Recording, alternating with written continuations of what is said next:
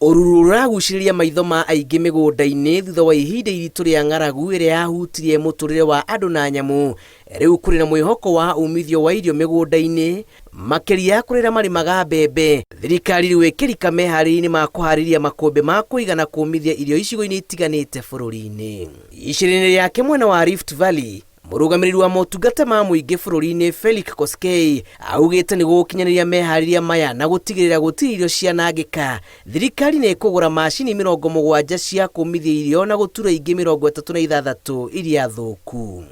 We are now focusing on post-harvest management, and therefore the government has rolled out a plan to ensure that National Cereals and Produce Board depots are repaired, rehabilitated, refurbished, so that it will be ready to receive this produce from the farmers. Itemi-inĩ rĩa gwĩkĩra arĩmi hinya na gũtigĩrĩra atĩ nĩ kwagĩa na umithio mũnene mĩgũnda-inĩ, thirikari nĩ yarĩire mũbango wa kũruguria ikereka rĩa kerĩ rĩa ũheani wa bataraitha ya thogora wa thĩ, ona gũtuĩka icigo imwe ikoretwo igĩcokia kwaga kana kwamũkĩra bataraitha nini. We can see the impact of the fertilizer subsidy that the government introduced early this year.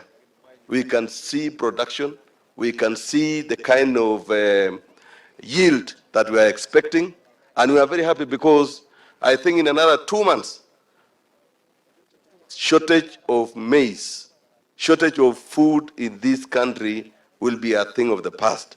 Arĩmi moritio gũthiĩ na mbere na kũiyũkia njĩra cia kĩrĩu ũrĩmi-inĩ nĩguo kuongerera umithio mĩgũnda-inĩ. Akenya marĩ na mwĩhoko wa gũikũrũka gwa thogora wa mũtũrĩre kumana na kuongerereka kwa magetha ma mbembe mĩgũnda-inĩ. And I want to urge all the farmers not to take their maize on roads. Even the traders themselves, take your maize to National Cereals and Produce Board. Let it be tried. If you want to take them back home, fine.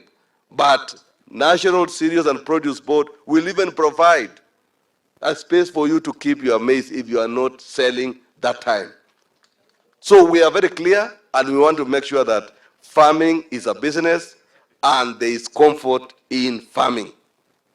Ngĩribotera Inooro TV, njĩtagwo Julius Karĩithi wa Mũnene.